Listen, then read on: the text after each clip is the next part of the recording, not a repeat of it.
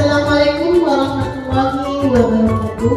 Puji syukur alhamdulillah, sama-sama kita panjatkan kehadirat Allah Subhanahu wa taala, yang mana pada kesempatan yang berbahagia ini saya dapat berdiri di sini untuk mempresentasikan hasil dari pemahaman mengenai penyebaran pemahaman dan penerapan budaya positif yang akan saya kolaborasikan kepada rekan sejawat saya sebagai tugas dari modul 1.4 sebagai aksi nyata saya. Adapun judul aksi nyata yang akan saya buat yaitu penyebaran pemahaman dan penerapan budaya positif, yaitu kita akan membuat perubahan paradigma disiplin positif, kemudian kebutuhan dasar manusia, ada motivasi perilaku manusia, kemudian membuat keyakinan kelas, dan yang terakhir posisi kontrol restitusi. Adapun pembelajaran dengan paradigma baru, yaitu pembelajaran dengan paradigma baru merupakan pembelajaran yang dirancang berdasarkan prinsip pembelajaran yang berdiferensi sehingga para peserta didik belajar sesuai dengan kebutuhannya berdasarkan tahap perkembangan sesuai dengan teori psikologi modern untuk mewujudkan profil Pancasila.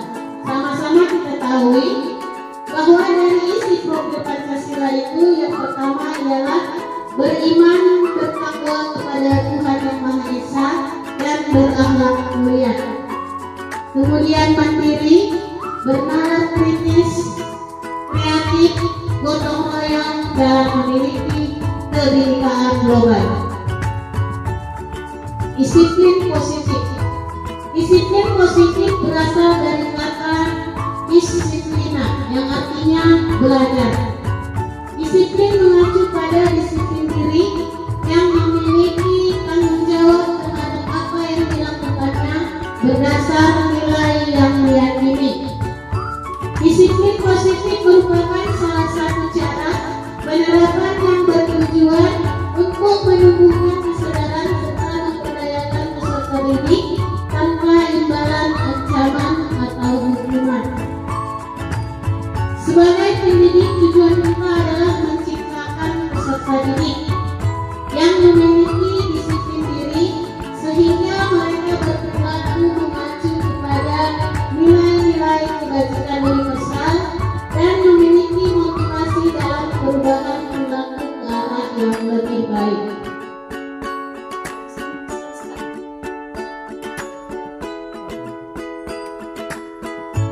Nilai-nilai kebajikan.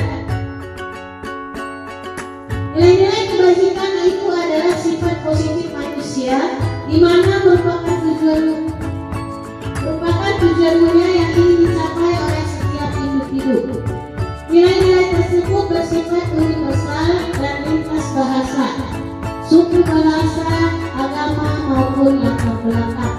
Dengan menaikkan nilai-nilai kebajikan yang diyakini seseorang, maka motivasi intrinsipnya akan terbangun sehingga menerapkan motivasi dari dalam untuk apa tujuan mulia itu diinginkan. Nilai-nilai kebajikan yang ingin kita capai oleh setiap anak Indonesia dikenal dengan profil pelajar Pancasila.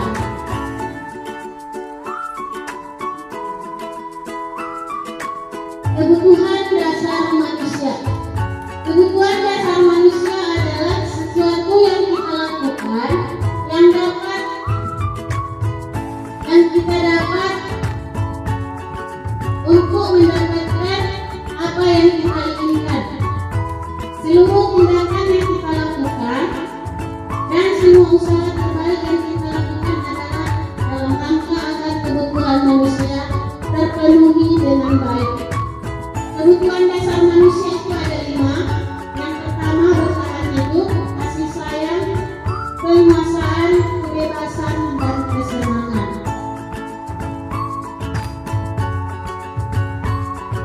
Motivasi perilaku manusia. Motivasi merupakan dorongan yang dimiliki oleh individu yang dapat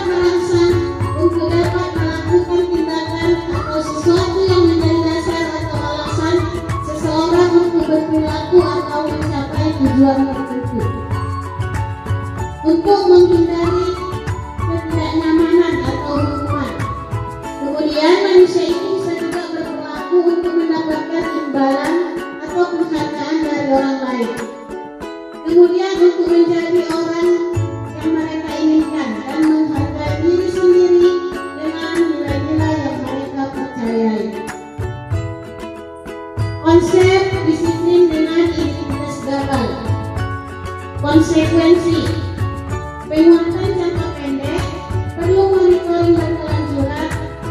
Murid dihormati peraturan kehilangan waktu untuk memenuhi kesalahan.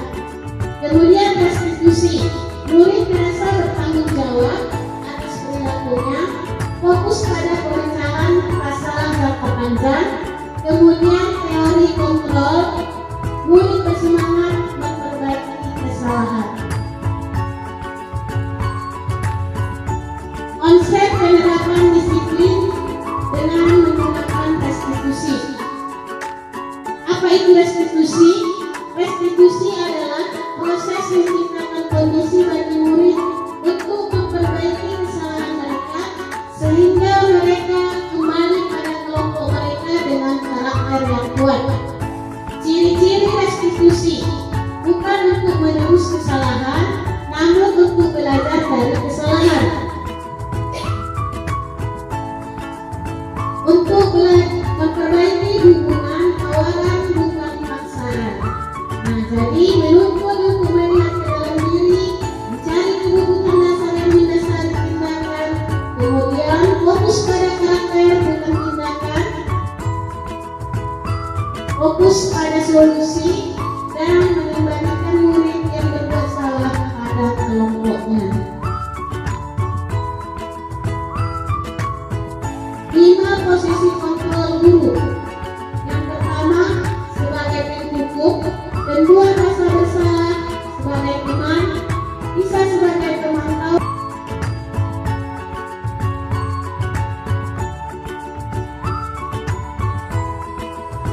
Selamat pagi.